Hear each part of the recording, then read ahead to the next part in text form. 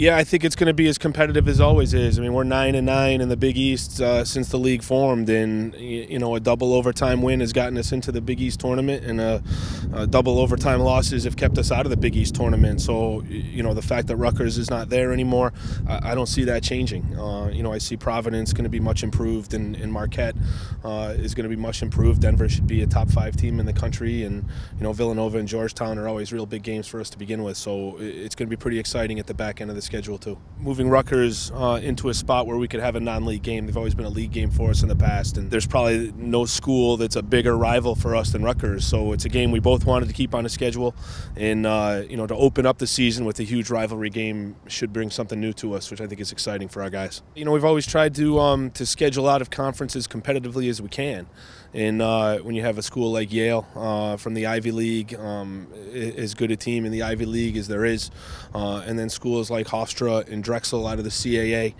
Siena out of the MAC conference, the addition of a Jacksonville team, which I think is going to be pretty good this year, and Stony Brook has been a really close game the last couple of years. So I think really week in and week out it shapes up to be a real competitive non-conference schedule. We want to keep Syracuse on there as long as we can. I think everybody would do the same if they could.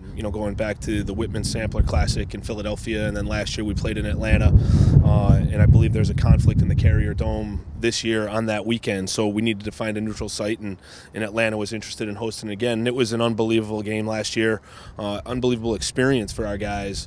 The crowd, the venue, just the opportunity to go down south and play was something that ended up being great for us. So we're excited about the chance to go back. Well, I think we're going to have to be patient. I mean, we have a lot of guys out there that are in roles that they haven't been in before, and we're going to need them to let them grow into those roles. But at the same time, we still set a pretty high bar, and we need those guys to step up. And if both things happen, then hopefully we don't take too much of a step backwards. Certainly Stefan Dashenko at the offensive end is going to really need to step up. We'll move him back to his natural position at attack. We're going to move Eric DeJean back to his natural position at attack. Those guys both played midfield last year for us, and so we'll kind of move them back to where they're supposed to be.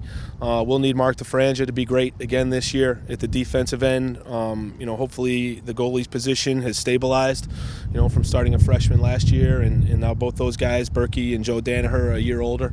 And we're going to need the face-off guys to step up a little bit. So hopefully it all goes together, and we can continue to set a high bar here.